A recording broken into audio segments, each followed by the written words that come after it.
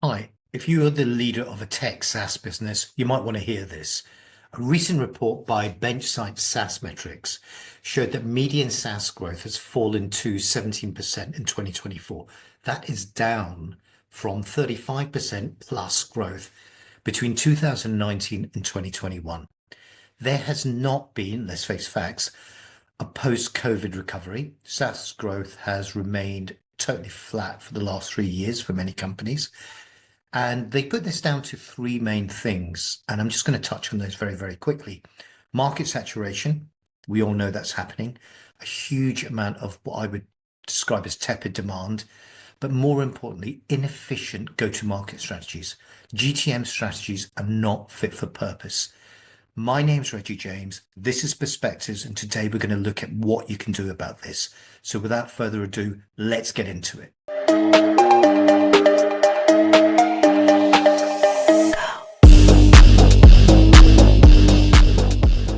Hey, welcome back. So, I was recently at SaaS Stock in London and got chatting to a chap who sat right next to me. I'm going to be meeting this week. We sparked up a conversation based on a question he asked me about go-to-market. And I said to him, if I asked everybody in the room, there's about 30, 40 people about to listen to a talk from a very serious and very successful entrepreneur, which I'll tell you about a little bit later.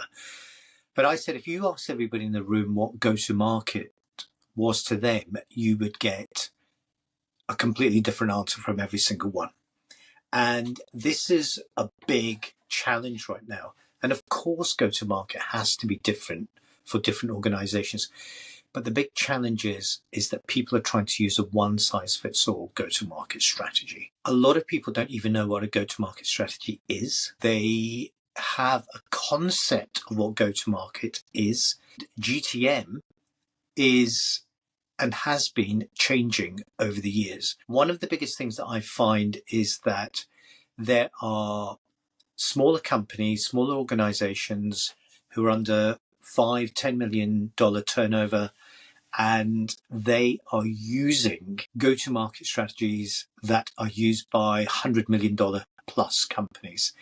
And they are wondering why that's not working for them. Well, guess what? You're not going to win any new business or grow and scale your company if you do not have the right strategy for you. How do you get the right strategy? Well, you need to speak to someone who can actually guide you on what A, go-to-market actually is. B, do you actually need that right now? And C, it's not just about sales, it's about getting the infrastructure right. Because if you don't get that right, no matter how much you do, no matter how much you try and mold yourself around to a strategy that you might have found somewhere or ask ChatGPT to write for you, you're not going to move the dial. And this is what we're going to be talking about today. Go-to-market, is it fit for purpose in today's world? What does it mean? What is the history of it? And how did we get to where we are today? So at the beginning of this podcast, I actually said as an intro that there has been a huge decline in terms of, especially in the SaaS marketplace, a decline in sales, a huge decline over the last 4 years.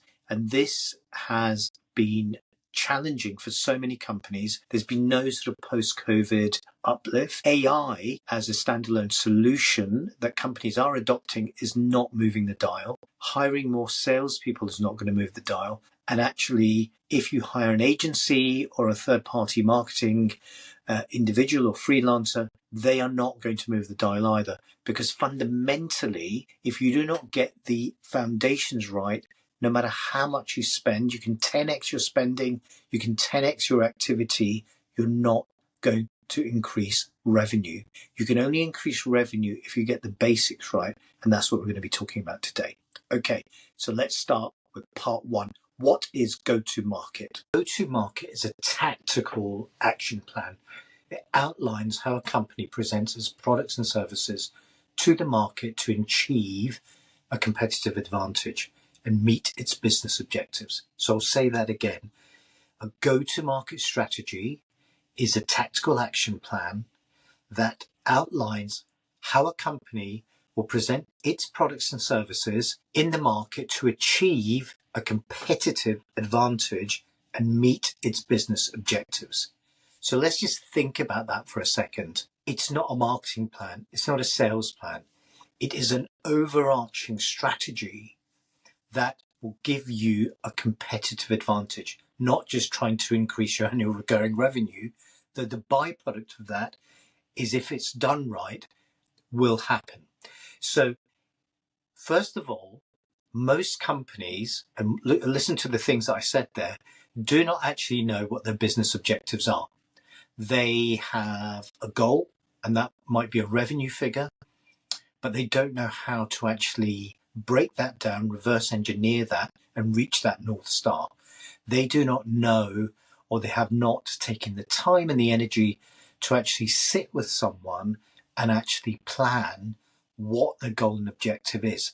Normally, companies will look at last year and say, right, let's add 10% to that. Or they'll look at 2 years ago and say, we had a really good year 2 years ago. Last year wasn't so good. Let's try and do another 25% growth on top of what we did. It's just not going to work. So you need to think about where you are right now. Where is your organization right this minute? Not what you think it is. Where is it right now? Because without understanding where you actually are, i.e. the resources you have, the team you have, the competitive, landscape that you're in, if you do not know exactly where you are going to struggle to actually get to where you want to get to. So first of all, you need to be grounded into exactly where you are. So how do you do that? How do you find out exactly where you are? Well, the first thing to do is to question the people within your organization. And let's break this down into small, medium, and large organizations. We are going to do a separate one on the enterprise, a separate podcast on that. So let's just look at small to medium businesses. We typically deal with companies anywhere between 5 to 10 million annual recurring revenue, or maybe a little bit smaller, who are looking to scale. And it's a completely different scenario on a go-to-market strategy if you are a startup. So let's put the startups to one side. If you want to know about startups, there's a link further down below, and you can look at go-to-market for startups. But the reality of go-to-market for companies looking to scale is they need to understand where they are. So how do you understand where you are? Well, the first thing to do is you need to get management into a room and say that you are going to fundamentally go back to basics and decide where you are right now. So that means asking the right questions to the right people. If you ask your management or your board, if there's 10 of you, or even if there's 5 of you, and get them to write down who the company is, what the role is within that company, what they believe their company actually does and who they service, and what the revenue targets are, that is one of the most eye-opening start points that you will get in any organization. Because I will guarantee you will get, if there's 5 people, you will get 5 or 6 different answers. If there's 10, you'll get 15 different answers. Because yes, understandably, people are at different stages and have different roles. But if there is no overarching common thread between understanding exactly what it is that your company does, who it does it for, why your potential customers should choose you, and what the value is that you actually add to that your prospective customers, then you've got a fundamental problem. These are very simple questions, but the simplest questions are the hardest to answer. And that's why only 20% of companies actually take the time and energy to actually answer those questions. The rest go round and round in circles, trying different things, doing campaigns on LinkedIn, or they start creating lots of fancy videos, thinking they should start using TikTok because everyone else is, or they read something somewhere in Fortune magazine or in Forbes or in the Financial Times, and they thought it was a brilliant idea. Let's do that. It is a spray and pray approach. You're just trying everything and getting nothing. And you go round and round in circles. You might have a good quarter, you might have a good half year or a year, but it's not sustainable. You are not going to grow. So you have to, number one, understand where you are. Number two, when you understand where you are, what are the next steps? So you've had a conversation with the board, you've sat down, management have actually said, okay, this is who we are, this is where we believe that we are. There's a bit of a bun fight, and everyone's talking about who they think they are and what they do and what the revenue targets are for the year. So probably the only constant that I find when I talk to companies is that they agree that there is a goal that they are going for, and that is purely based on revenue. I know this sounds very simplistic, but the reality of it is a lot of companies try and overcomplicate what actually is a very simplistic. It's simple, but it's not easy. Let's put it that way. So you may not have all the answers in terms of the value that you add, etc. So what you need to do is then start working on about 4 or 5 different areas. And we've got a framework for all of these. So if you're interested, let me know and I'll happily send those to you. But one of the first start points is you need to understand how the market has changed when you put your targets in place. So what worked a year ago, 18 months ago, ain't going to work now. And it's not going to work now because things have changed. Things changed back in 2020 when the world changed and everything shut down. The whole world shut down for what seemed like 2 years. But what happened during that time was that the buyer in the B2B marketplace, especially in technology and SaaS, completely changed. The buyer is in control. And that means that when the buyer is in control, they are only active and actively shopping for your product or service, only 5% of them at any one time. So 95% of prospects are either not in market, they don't even know they've got a problem, they don't even know you exist. Those, as you move further along the chain, who do realize they have their problem, will then start doing some research. And that's when you might get some engagement from a potential prospect, and then they will ask you for their product or service. But what they're already doing is making up their mind in terms of who they're going to use. If you get a demo request totally out the blue, it is either going to be one of 2 things. They have been looking and reading at your content, bearing in mind if you've been creating content and you've been educating the market on who you are. And there's ways of actually working out where you're going to be in that cycle. And again, this is something that we help our clients do and help them get a successful deal. We also help them to determine whether you're just going to be part of the beauty parade and help them filter out those companies that are just going to completely waste their time. They're tire kickers. You're just making up the numbers, the demos, the times, the presentations, the pitch decks, everything you put together for that client is a complete and utter waste of time because they're never going to buy for you. They've already chosen who they're going to buy from.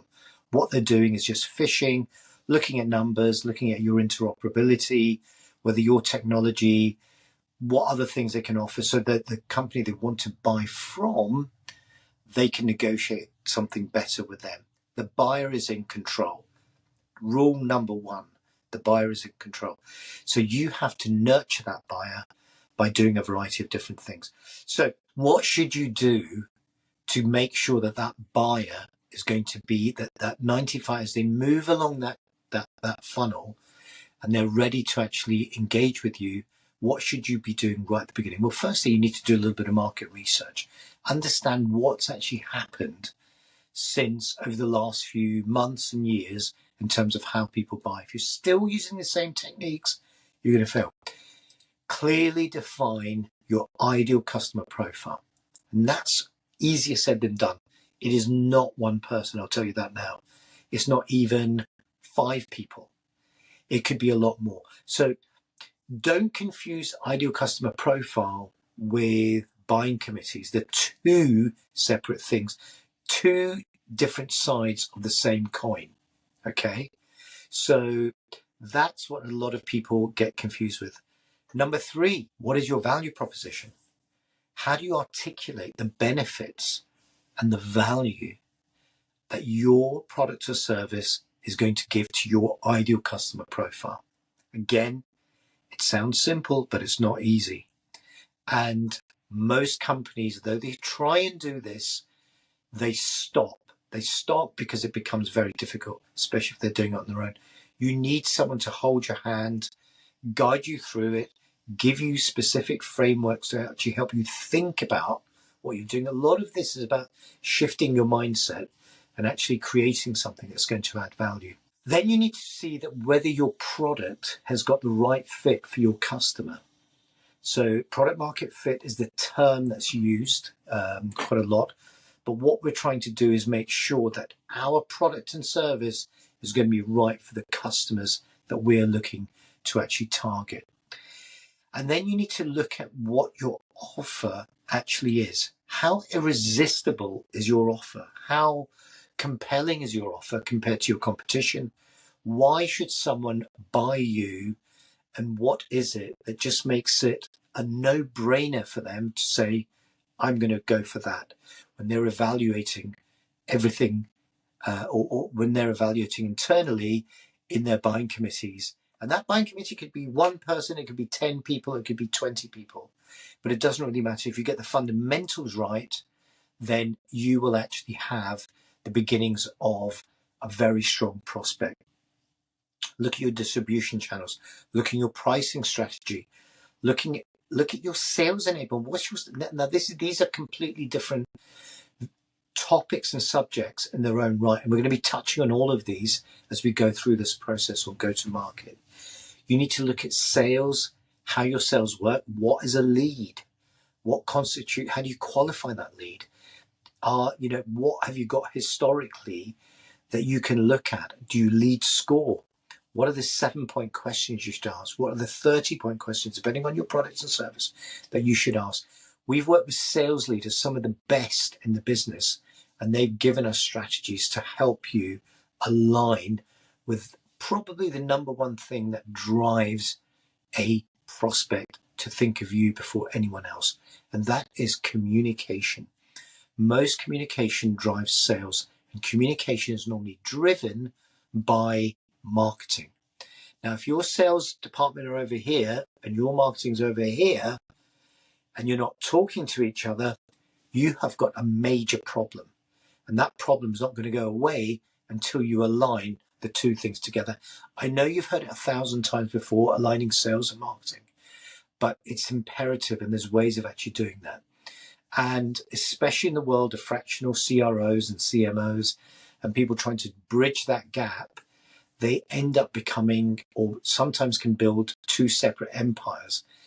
One of the things that we do is we try, because we're looking from the outside looking in, we can see where the bottlenecks are, and we can show you how to actually plug that gap, because without doing that, you're going to struggle. You're going to carry on with that cycle. So unless there's synergy between the two departments, you're going to really struggle.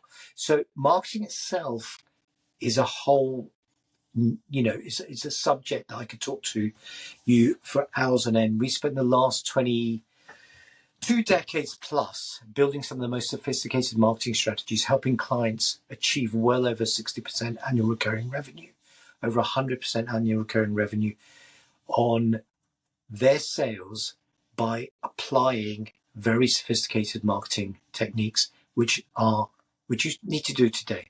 This is not as I say, it's not a spray and pray type of thing.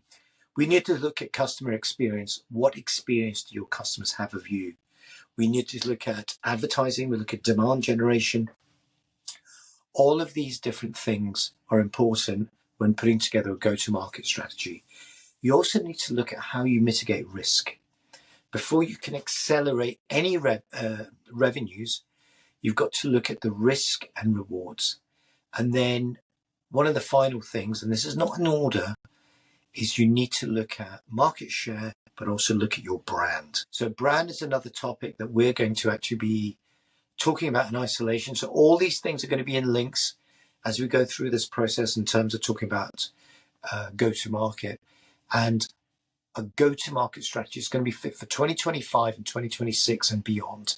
And how you can adapt that is fluid enough, and you can sort of dial it up or dial it down as you move along that journey. Take stock of what I've said just now. There's going to be more links. There's going to be more content.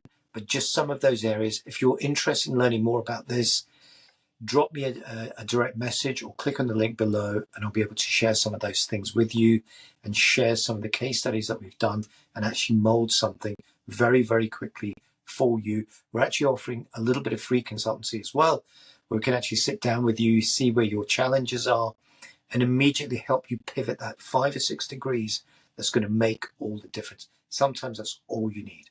So thanks for watching. Come back and I'll see you again soon. Thank you.